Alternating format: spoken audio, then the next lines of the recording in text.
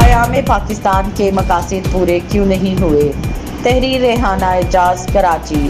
قیام پاکستان کا بنیادی مقصد ذہنی اور جسمانی اور عملی طور پر کچلے گئے مسلمانوں کے لیے ایک الگ، آزاد، اسلامی اور فلاحی ریاست قائم کرنا تھا۔ ایک ایسی ریاست جس میں غلامی میں جکڑے گئے مسلمانوں کے اذہان کو عملی اور شخصی آزادی میسر ہو، جہاں مسلمانوں کی ترقی اور کامیابی کے نئے مواقع دستیاب ہوں، جہاں مسلمان اپنی اور اسلام کی ترقی اور ترویج کے لیے مکمل آزاد ہوں۔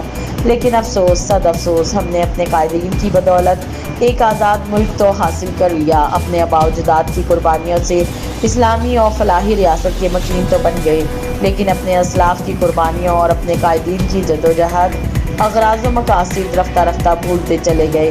ملک کی ترقی کو فراموش کرتے ہوئے ذاتی اغراض میں خود کو محبوس کر ڈالا۔ ذہنی طور پر ہم اب بھی فرنگیوں اور ہندوؤں کے غلام ہیں۔ ایسے میں قیام پاکستان کے مقاصد کیوں کر پورے ہو سکتے ہیں؟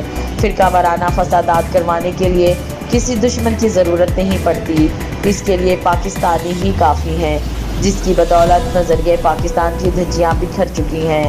مسلمانوں کی معاشی و معاشرتی ترقی، پرامن فضا کا قیام، مسلم تہذیب و ثقافت، اسلامی فلاحی ریاست، اسلامی جمہوری نظام، یہ تھے وہ سب مقاصد جن کے خواب ہمارے قائدین، اکابرین، آباء و اجداد نے دیکھے۔ ان خوابوں کی تعبیر کی روشن صبح تاحال طلوع نہیں ہو پائی اور یہ مقاصد کبھی پورے نہ ہو پائے۔